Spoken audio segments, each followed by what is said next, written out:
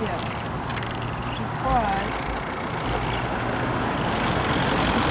there's no way to come down. I think we've been very fortunate with Alice's multiple sclerosis in that it's been the relaxing remitting, so that it has always given us time to adjust to something new that has gone wrong.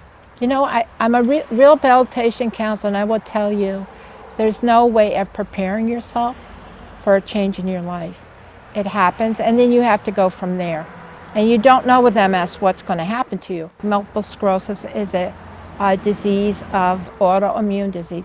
So now they're looking at it that way, but they still are doing research, and pretty much it's an ongoing thing. People with MS now have what they call the ABC drugs. The ABC drugs don't shorten the disease, but they make them shorter exacerbations. Early on, MS affects your eyesight, and it just makes you tired. So you stop giving up things then. The multiple sclerosis is something that you really, one of those bumps in the road along life that it could have happened to me as well as to Alice. So for handicapped persons, the combination of going online and adapting and using your imagination. You might not know this, but flush handles are almost always right-handed. It's a right-handed world. When you want something from an insurance company, you better be prepared to fight. I had to change the handle to the left, so when I'm on the toilet, I can reach over and flush the top myself. Where when somebody doesn't know exactly what handicapped people need, and they do things for you, and they don't do them right, you just say thank you and let it go.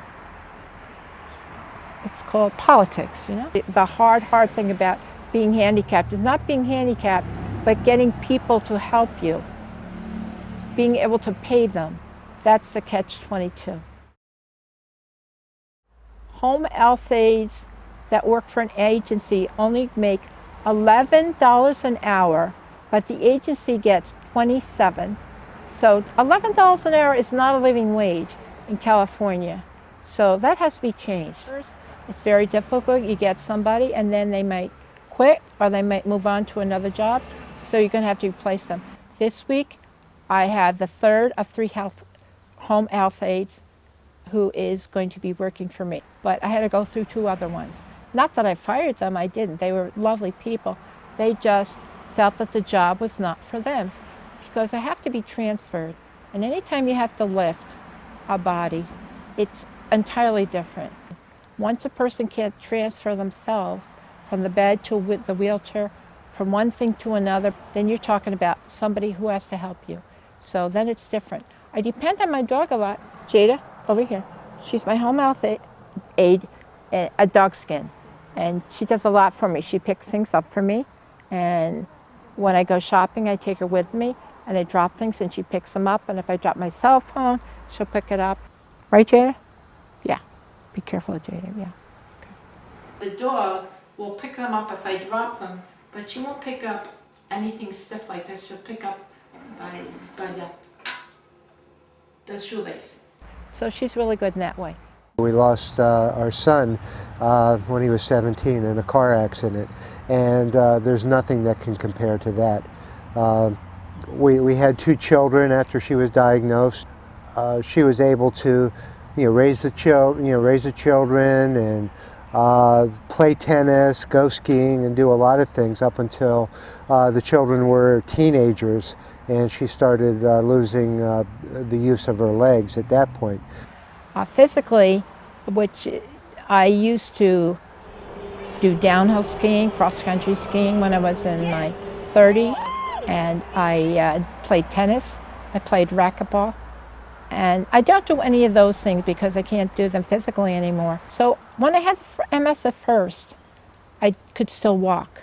Now I can't. At first I didn't use anything for walking, and then I used a cane, and then I used a walker, and then I used a manual wheelchair, and as you can see right now I have a electric wheelchair. Many people face diseases in the course of their life that alter the way that they do things, but the loss of our son was something totally unexpected and totally something that there's nothing else that can go wrong that would ever equal to that. It's also taught me to slow down in my life as well and to focus in on the things that are more important. So I prepare myself for changes all the time, every day.